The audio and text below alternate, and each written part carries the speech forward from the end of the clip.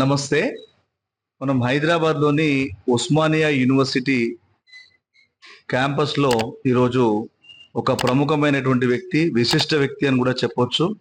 ఎందుకంటే వరంగల్ జిల్లాలోని మారుమూల గ్రామమైనటువంటి మామునూరు అనేటువంటి గ్రామం నుంచి మనకు ఒక డైమండ్ దొరికిందని చెప్పొచ్చు. వారే మనకు చాలా సుపరిచితం గాలి వినోద్ కుమార్ గారు మరియు లా ప్రొఫెసర్. ఒకసారి పరిచయం చేస్తాం.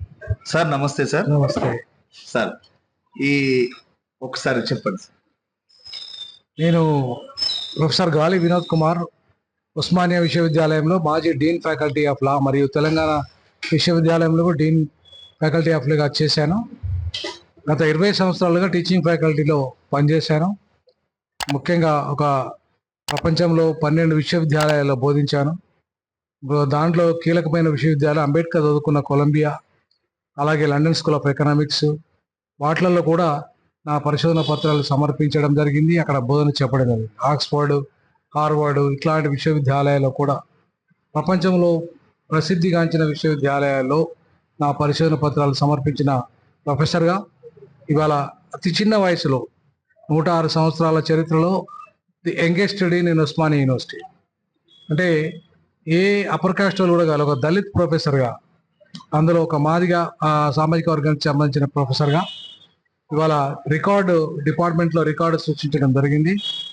ఏ ఏ వర్గం కూడా, మిగతా అప్పర్ కాస్ట్లో కూడా నా వయసులో డీన్ కాలేదు. సో అనేక సంస్కరణలు తీసుకురావడం జరిగింది, అనేక కొత్త కోర్సులు పెట్టడం జరిగింది. ఈ మారుతున్న కాలానికి అనుకూలంగా ప్రపంచంతో పోటీ పడే విధంగా ఉస్మానియాను ప్రపంచం స్థాయిలో నిలబెట్టగలిగాను. ఇవాళ ఖచ్చితంగా top 10 law colleges in India అని కొట్టేస్తే ఉస్మానియా వస్తుంది. భారతదేశంలో నంబర్ 1 లా ఎగ్జిబిషన్ ఇండియాలో మొదటిసారి ఎవరు కండక్ట్ చేసిందంటే నా పేరే వస్తుంది. ఇండియా మొత్తంలో అంటే మొదటిసారిగా, అంటే ఒక సైన్స్ ఎగ్జిబిషన్ ఎట్లయితే చేశామో ఒక లా ఎగ్జిబిషన్ కూడా వేయడం జరిగింది. అట్లాంటి ఎక్స్పెరిమెంట్స్ ఎన్నో చేసి ఇవాళ సామాజిక నేపథ్యం ఏంటంటే సోషల్ రెస్పాన్సిబిలిటీ భాగంగా ఇవాళ రాజకీయాల్లో గత పార్లమెంటు ఎన్నికల్లో, ఉప ఎన్నికల్లో పోటీ చేయడం జరిగింది వరంగల్ ఎంపీగా. మళ్ళీ ఇప్పుడు కూడా మొన్న రావాల్సి ఉండే కాంగ్రెస్ పార్టీ టికెట్ కోసం ప్రయత్నించాం, కానీ అది రాలేదు. వరంగల్ ఎంపీగా పోటీ చేయాల్సి ఉండే కానీ చేయలేకపోయాను. బట్ ఏది ఏమైనప్పుడు కూడా రాజకీయాల్లో ఫుల్ టైం ఉండాలని చెప్పి ఉద్యోగానికి రాజీనామా చేశాను. బీసీ ముఖ్యమంత్రి సాధన, దళిత క్రైస్తవులకు ఎస్సీ హోదా, అలాగే వర్గీకరణ అంశం, ఇట్లా చాలా మేజర్ అంశాలని ఇవాళ నిరుద్యోగుల అంశం మీద కూడా అత్యంత కీలకంగా పనిచేస్తున్నాను. తెలంగాణ ఉస్మానియా విశ్వవిద్యాలయం తెలంగాణ రాష్ట్ర సాధనలో ప్రొఫెసర్ కోదండరాం తర్వాత ఎవరికైనా పేరు చెప్పుకునే అర్హత ఉందంటే అది వినోద్ కుమార్కి మాత్రమే, ప్రొఫెసర్ వినోద్ కుమార్. సో అంతటి ఇవాళ నేపథ్యం ఉన్న వాడిని, పూరెస్ట్ ఆఫ్ ది పూర్, కూలీ స్థాయి నుండి, అంటే హోటల్లో పనిచేసి చిప్పలు గడి ఇల్లు గతి లేకుండా కనీసం అంటే ఇవాళ మీరు ఆర్ఎస్ ప్రవీణ్ కుమార్ తెలుసు, వాళ్ళ పేరెంట్స్ వాళ్ళ ఇద్దరు ఉపాధ్యాయులు. మీరు అంబేద్కర్ తండ్రి ఒక సుబేదారు, కాన్షీరామ్ తండ్రి సుబేదారు, అంటే ఇట్లా వీళ్ళ పేరెంట్స్ అంతా కూడా ఉద్యోగాలలో ఉన్నవాళ్ళు, దళిత ఉద్యమంలో కీలకంగా ఎదిగిన వాళ్ళు. కానీ మా పేరెంట్స్లో మా నాన్న చదువుకోలే, మా అమ్మ చదువుకోలే. మొదటి తరాన్ని వ్యక్తిని. తర్వాత ఇల్లు గత లేకుండా అన్టచబుల్ అమాంగ్ ది అన్టచబుల్ స్థాయి నుండి కేవలం విద్య ద్వారా మాత్రమే ప్రపంచ స్థాయికి ఎదగలిగాను, ప్రపంచ విశ్వవిద్యాలయాలను బోధించే స్థాయికి ఎదగలిగాను. ఒక కామన్ చిన్న ఊరు నుండి, గ్రామం నుండి వచ్చి. సో విద్య అనేది ఎవరికైనా వస్తే దానికి పేదరికంతో, కులంతో, మతంతో సంబంధం లేదు. ఎవరైతే చదువుకోవాలనుకున్నారో వాళ్ళు ఉన్నత స్థాయికి ఎదుగుతారని అంబేద్కర్ నిరూపించాడు. ప్రపంచ మేధావిగా అంబేద్కర్ ఎదిగి చూపించాడు. అలాగే ఇవాళ ప్రపంచంలో అనేక దేశాలలో విశ్వవిద్యాలయాల్లో బోధించిన వ్యక్తిగా ఇవాళ నేను ఈ స్థాయికి ఎదగలిగాను. అందుకే ఇవాళ కొంత నేను అంబేద్కర్ వాదిగా, అంబేద్కర్ అనుచరునిగా, ఇవాళ అభినవ్ అంబేద్కర్గా బిరుదు ప్రజల చేత ఇవాళ నేను 2023లో తీసుకున్నాను. సో అంబేద్కర్ జయంతి రోజు 2022లో తీసుకున్నాను, అంబేద్కర్ జయంతి రోజు. సో కాబట్టి ఇట్లాంటి అనేక అంటే ఇవాళ స్ఫూర్తి, ఒక రకంగా చెప్పాలంటే సామాన్య పేద కుటుంబాల నుండి వచ్చే విద్యార్థులకి ఒక స్ఫూర్తి ఇది నా జీవిత చరిత్ర. సో మీరు ఇవాళ దాదాపు నేను ఎంఏ, ఎల్ఎల్ఎం, పిహెచ్డి, ఎల్ఎల్డి ఇప్పుడు కూడా చదువుతున్నా. ఎల్ఎల్డి అనే కోర్స్ కూడా చదువుతున్నా. ఓకే. అంటే నేను ప్రొఫెసర్ ఉద్యోగం వదిలేసి కూడా, అంటే 7 సంవత్సరాల ఉద్యోగం ఉన్నా కూడా 3 లక్షల ఉద్యోగాన్ని వదిలేసి సమాజ సేవ కోసం, బీసీ ముఖ్యమంత్రి సాధన కోసం, ఈ సామాజిక సమస్యల పరిష్కారం కోసం ఇవాళ నడుం బిగించాను. ఒక హైకోర్టు అడ్వకేట్గా, న్యాయవాదిగా, సుప్రీంకోర్టులో కూడా ఇవాళ వర్గీకరణ సమస్యను, అలాగే షెడ్యూల్ కులాలకు ఎస్సీ హోదా సమస్యను ఇవాళ తీసుకుంటున్నాను. ఇన్ పర్సన్గా తీసుకుని వాదించే పరిస్థితి ఇవాళ ఆ స్థాయికి ఎదగగలిగినాం. సో కాబట్టి నేనేమంటానంటే పేదరికం అడ్డు కాదు. చదువుకోవాలనుకునే వాళ్ళకి మీరు మన వాయిస్ ఆఫ్ తెలంగాణ మీడియా ద్వారా మీకు పేదరికం అడ్డు కాదు, చదువు అనే దానితోనే మనం శక్తివంతులం అవుతాం. అదొకటే weapon. Education is the weapon to change your self and your society. That is the ultimate message of my self. కాబట్టి ఈ చిన్న బ్రీఫ్ ఇంట్రడక్షన్తో నేను ముగిస్తాను. సరే, ఇప్పుడు మనకిప్పుడు కొత్తగా మన భారత పార్లమెంట్లో జూలై 1వ తారీఖున మనకు కొత్త న్యాయ చట్టాల్ని కూడా పరిచయం చేశారు. దాన్ని భారత ప్రభుత్వం పార్లమెంట్ సాక్షిగా అదంతా కూడా ప్రవేశపెట్టింది. సో ఇదివరకు ఉన్నటువంటి ఐపీసీ కానీ వాటికి ఉన్నటువంటి విశిష్టత ఏముంది, లేదా ఇప్పుడు నూతనంగా ప్రారంభించినటువంటి భారత న్యాయ సంహిత దీనికి తేడా ఏంటి సార్? ప్రధానంగా ఐపీసీ అనేది బ్రిటిష్ కాలంలో 1872లో ఏర్పడ్డాయి. సో అప్పటి నుండి ఇప్పటి వరకు కూడా దాదాపు 18వ శతాబ్దం, 19, 20, 21వ శతాబ్దం, అంటే దాదాపు సుమారు 400 సంవత్సరాలుగా ఐపీసీ అనేది భారతదేశంలో, ఈ దేశంలో యొక్క ప్రజల యొక్క న్యాయ అవసరాలను తీర్చింది. అలాగే ప్రజలకు సంబంధించిన ఏదైతే శిక్షలు ఉన్నాయో, ఏ శిక్షలు అయితే అమలు చేయాలో అమలు చేయడానికి ఇవాళ ఐపీసీ చాలా తోడ్పడింది. ఆ ఐపీసీలో అనేక రకాల మార్పులు, అంటే ప్రతి కామన్ మ్యాన్ కూడా న్యాయం జరిగే విధంగా ఇండియన్ పీనల్ కోడ్ బ్రిటిష్ వాళ్ళు ఇవ్వడం జరిగింది. వాళ్ళ ద్వారానే కుల వివక్షత నిషేధించారు, వాళ్ళే మత వివక్షత నిషేధించారు. వాళ్ళు అనేక ప్రోగ్రెసివ్, అంటే సతీ సహగమనం కానీ ఇట్లాంటి చాలా అనేక రకాల ప్రోగ్రెసివ్ లాస్ బ్రిటిష్ కాలంలోనే వచ్చాయి. సో మెకాలే విద్యా విధానము వల్ల ఏం పెద్ద నష్టం జరిగింది మనకు, లేకపోతే భారతదేశంలో సంస్కృతి సాంప్రదాయాలు దెబ్బతిన్నాయి అని చెప్పేసి ఏ వాదన అయితే ఉందో దాన్ని నేను ఒప్పుకోను. ఎందుకు ఒప్పుకోనంటే ఇవాళ అంబేద్కర్ లాంటి వాడు ప్రపంచ మేధావి కావడానికి ఇంగ్లీష్ విద్య కారణం. ఇవాళ మన వాళ్ళు ప్రపంచ స్థాయికి ఎదగడానికి ఇంగ్లీష్ విద్య కారణం. హిందీ విద్యనో సంస్కృత విద్యనో కాదు. ప్రపంచంలో ఇవాళ మేధావి కావాలన్నా, ప్రపంచ స్థాయికి ఎదగాలన్నా, ఇవాళ నేను తెలుగు మీడియం చదివినప్పుడు కూడా తర్వాత లా నుండి మొదలుకుంటే ఇంగ్లీష్ ఎడ్యుకేషన్ కాబట్టి ఇంగ్లీష్ మీడియం చదివినా కాబట్టి ఇవాళ ప్రపంచంలో ఏ దేశమైనా వెళ్ళి ఇంగ్లీష్లో బోధించగలుగుతున్నా.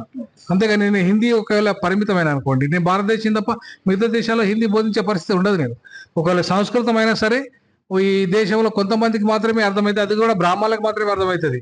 ఈ దేశంలో బీసీలకు కానీ, ఎస్సీ ఎస్టీలకు కానీ, మైనార్టీలకు కానీ ఆ భాష అర్థం కాదు. కాబట్టి ఇంగ్లీష్ అంటే అందరికీ అర్థమవుతుంది. కాబట్టి ఇంగ్లీష్ అనే ఒక ప్రపంచ మార్కెట్ విద్య, ఇవాళ ప్రపంచాన్ని ప్రభావితం చేసిన విద్య.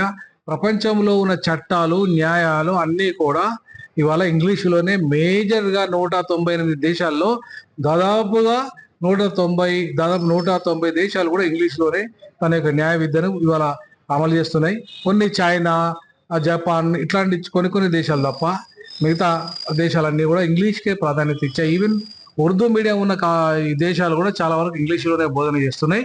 కాబట్టి ఐపీసీ వల్ల అంటే కొన్ని లొసుకులు ఐపీసీలో లేవని కాదు, ఐపీసీలో ఉన్నాయి లొసుకులు ఉన్నప్పటికీ కూడా ఐపీసీ వల్ల ఎక్కువ మేలు జరిగింది.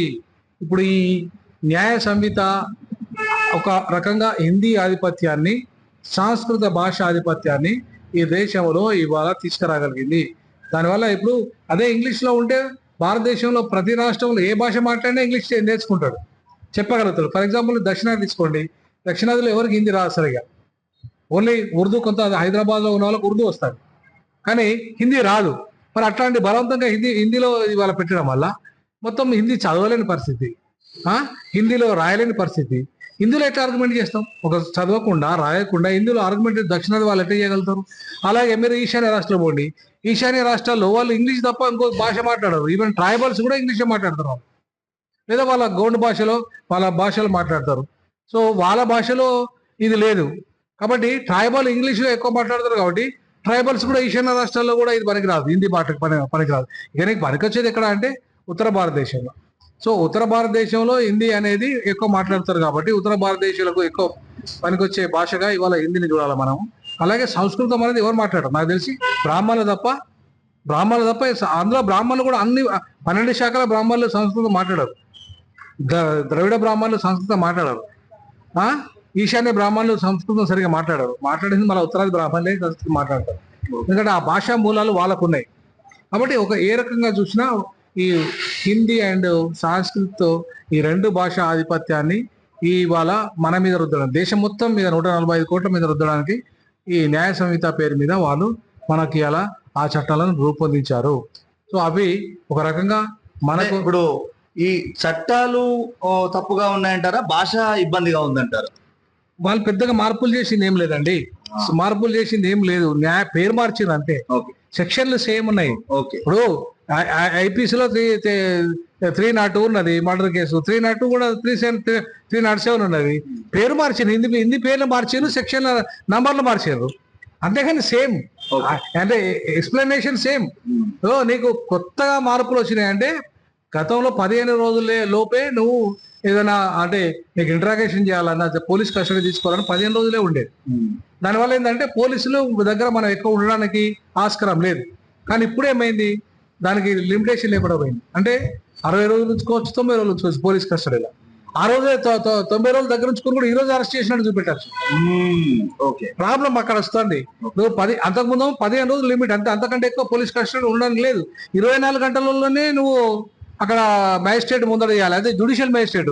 కానీ ఇప్పుడు ఏమైంది, జ్యుడిషియల్ మ్యాజిస్ట్రేట్ అనే పదం తీసేసారు. మ్యాజిస్ట్రేట్ అంటే మ్యాజిస్ట్రేట్ అంటే ఎవరు? కలెక్టర్ మ్యాజిస్ట్రేట్ అవుతాడు, ఎంఆర్ఓ మ్యాజిస్ట్రేట్ అవుతాడు, ఎస్పీ మ్యాజిస్ట్రేట్ అవుతాడు.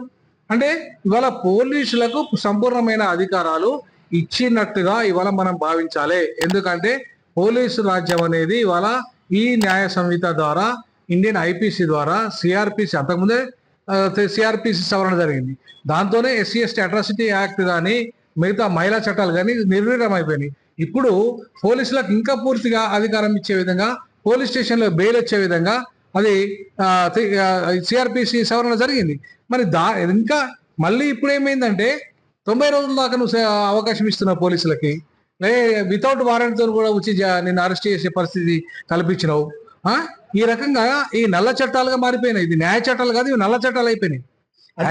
ఇప్పుడు దీన్ని ఎట్లా చూడొచ్చు మనం, వితౌట్ ఎనీ నోటీస్ అరెస్ట్ చేసే అధికారాలు కలిగి దేశద్రోహం కేసు ఉంది అనుకున్నాం. ఫర్ ఎగ్జాంపుల్ దేశద్రోహం కేసులో గతంలో నువ్వు ఖచ్చితంగా దేశద్రోహం అనే పదాన్ని తీసేసి రాజద్రోహం పదం తీసేసి దేశద్రోహం పెట్టావు. గతంలో నేను అరెస్ట్ చేస్తే ఖచ్చితంగా దానికి సంబంధించిన ఎవిడెన్సెస్ ప్రూఫ్స్ ఉండాలి, అరెస్ట్ కోసం తీసుకురావాలి. ఇప్పుడు నువ్వు వితౌట్ ప్రూఫ్, నీ మీద అనుమానం ఉంటే చాలు అరెస్ట్ చేయొచ్చు. అంటే నేను నా గడ్డం పెంచుకుంటే వాడు ముస్లిం, వాడు టెర్రరిస్ట్, అరెస్ట్ చేయొచ్చు.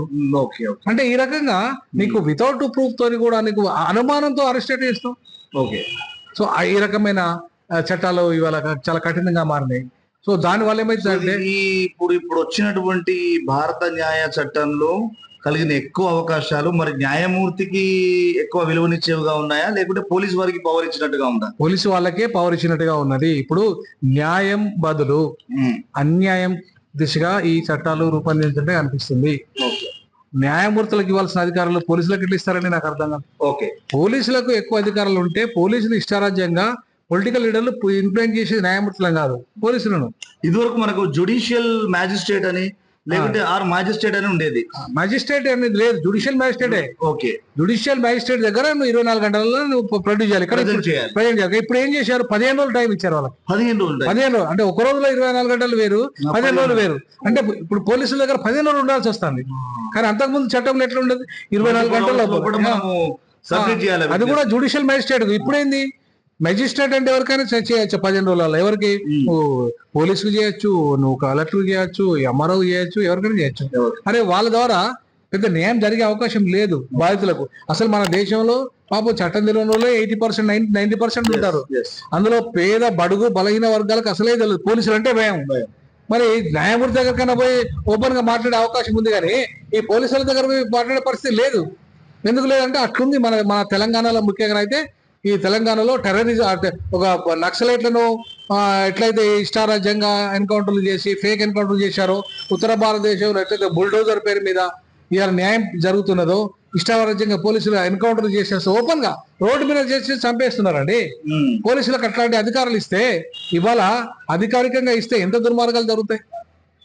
ఇప్పుడు ఈ సిఆర్పిసి లో తర్వాత ఈ బిఎన్ఎస్ లో జరిగే సాక్ష్యాలు ఎవిడెన్స్ సంబంధించి ఏమైనా మార్పులు వచ్చాయా సార్? అంటే వాళ్ళు ఇప్పుడు ఏంటంటే అంతకుముందు జీరో ఎఫ్ఐఆర్ అనేది లేదు, అంటే లేదు, ఉన్నది కానీ కొంత అమల్లో లేదు. చేసుకోవచ్చు కానీ ఇప్పుడైతే ఈ చట్టంలో మాత్రం జీరో ఎఫ్ఐఆర్ ఉంది.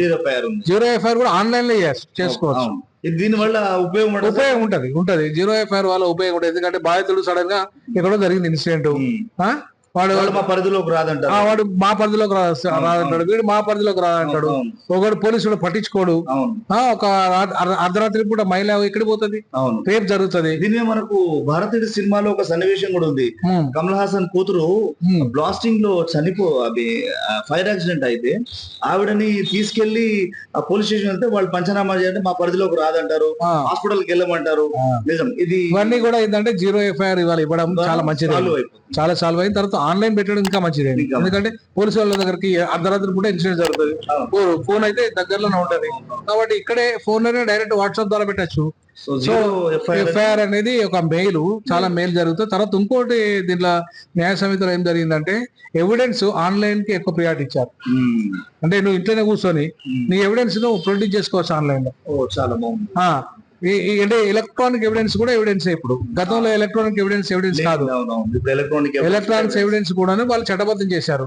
కాబట్టి దాని వల్ల కూడా చాలా ఉపయోగం ఉంటుంది. అంటే సామాన్యులకు టెక్నాలజీని వాడి ఇవాళ సామాన్యుడు ఇంట్లో కూర్చొని న్యాయం చెప్పింది ఒక వెసులుబాటు ఈ చట్టం కల్పించింది, ఇండియన్ ఎవిడెన్స్ యాక్ట్ కల్పించింది. సో పోలీసింగ్ కమ్యూనిటీ దాంట్లో ఏమైనా మార్పులు జరిగాయి సార్? దీన్ని చేయడం వల్ల మార్పు వస్తుంటావు సమాజంలో? తప్పకుండా అండి. ఇప్పుడు వీళ్ళు గతంలో కేవలము ఈ కమ్యూనిటీ పోలీసింగ్ ఏదైతే ఉందో ఎక్కువ సమాజ సేవ చేసేది కమ్యూనిటీ పోలీసింగ్ అంటే ఇవాళ నేరస్తులు కూడా సమాజ సేవ చేయాలి అనే ఒక చట్టబద్ధత ఈ చట్టంలో తెచ్చారు. అంటే ఇప్పుడు వాడు ఒక 20 ఏళ్ళు 30 ఏళ్ళు ఉంటాడు, లేదా 10 ఏళ్ళు ఉంటాడు జైల్లో. జైల్లో ఉన్నప్పుడు పోయి నీకు సామాజిక కార్యక్రమాలు చేయాలి. ఇది పెట్రోల్ బంపులలో పనిచేయాలి, లేదంటే ఉత్పత్తి చేసిన వస్తువులు అమ్ముకోవాలి. ఇట్లాంటివన్నీ కూడా ఒక దీర్ఘకాలికంగా అంటే ఉరిశిక్ష పడ్డ ఖైదులా కావచ్చు, మిగతా వాళ్ళ కావచ్చు, ఇట్లాంటి వెసులుబాటు ఒకటి ఉంది. రెండవది ఇవాళ చిన్న నేరాలు చేసిన వాళ్ళు ఇమీడియట్లీ వాళ్ళకి శిక్షలు ఏంటంటే సమాజంలో రోడ్డు ఉడవాలి, గార్డెనింగ్ చేయాలి. తర్వాత ఈ సామాజిక బాధ్యత గుర్తించాలి. ఎందుకంటే ఇష్టం ఉన్నట్టుగా చెత్తేసి పడేసి రోడ్లను ఖరాబ్ చేసే వాళ్ళు చాలా మంది ఉన్నారు. ఇష్టముగా పాన్ మసాలాలు ఉంచేటోళ్ళు ఉన్నారు. ఇట్లాంటి వాళ్ళకు కూడా ఇవాళ శిక్షలు పడే విధంగా ఇవాళ చట్టరు కొంత మార్పులు వచ్చాయి. అంతేకాకుండా ఇంకొక మంచి పరిణామం ఏం జరిగిందంటే న్యాయ సమితి ద్వారా ఇవాళ మాబ్ లించింగ్ అంటే మతం పేరు మీద, కులం పేరు మీద, భాష పేరు మీద డైరెక్ట్ పోయి 10 మంది పోయి చంపేస్తున్నారు ఓపెన్ గా.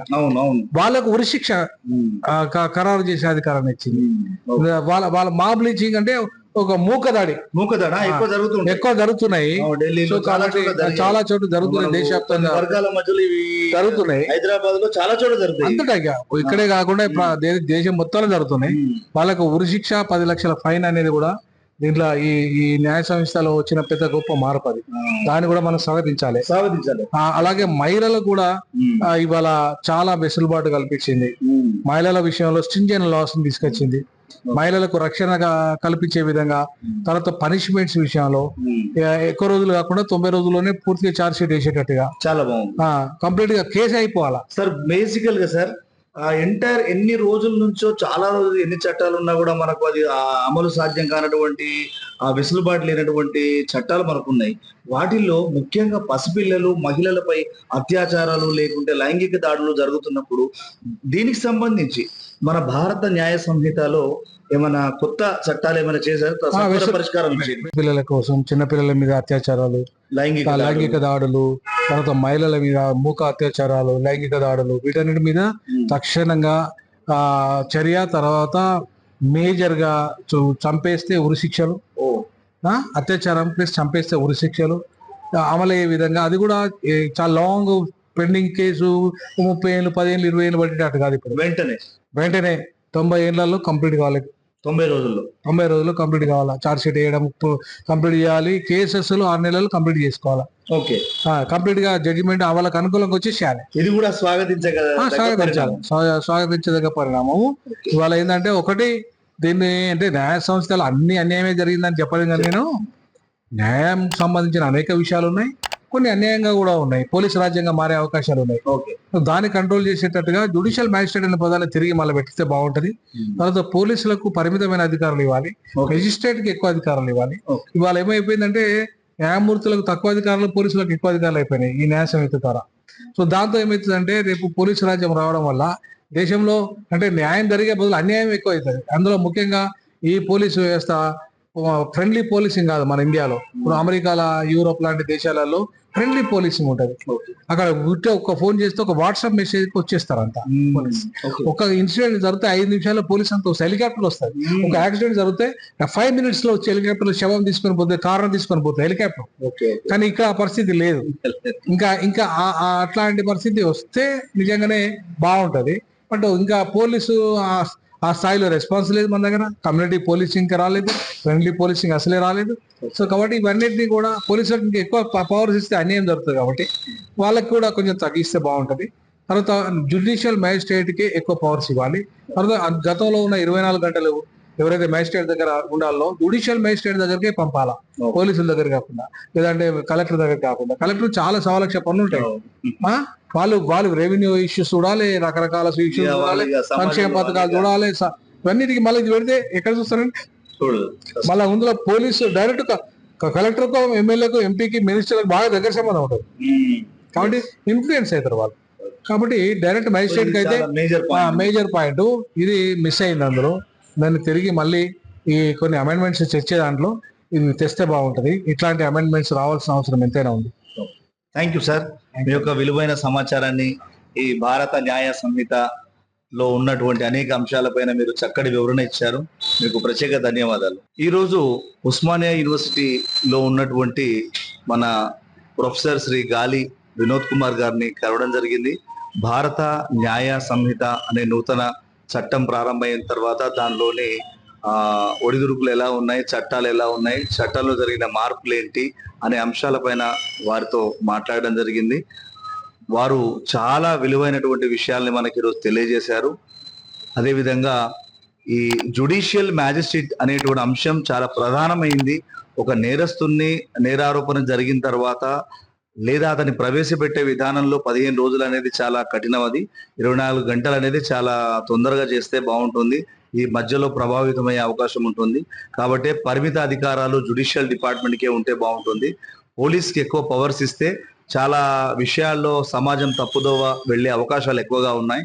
కాబట్టి జ్యుడిషియల్ మ్యాజిస్ట్రేట్కే ఎక్కువగా వాళ్ళు ప్రాధాన్యత ఇస్తున్నారు.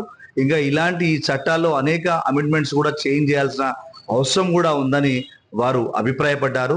రానున్న రోజుల్లో ఈ భారత న్యాయ సంహిత గాని, శిక్షా స్మృతి గాని, ఇంకా 3 రకాలైనటువంటి మన ఏవైతే కొత్తగా తీసుకొచ్చిన చట్టాలు ఉన్నాయో వాటిలో అనేక మార్పులు భారత ప్రభుత్వం గుర్తించి ఇలాంటి ప్రొఫెసర్ మన గాలి వినోద్ కుమార్ గారు లాంటి గొప్ప సంఘ సంస్కర్త మరియు లా ప్రొఫెసర్ ఇలాంటి వాళ్ళ ముఖ్యమైనటువంటి సలహాలు తీసుకొని అమెండ్మెంట్స్ చేంజ్ చేస్తారని మేము అభిప్రాయపడుతున్నారు వినోద్ కుమార్ గారు. అదేవిధంగా కెమెరామన్ రవికుమార్తో నరసింహ, వాయిస్ ఆఫ్ తెలంగాణ, హైదరాబాద్.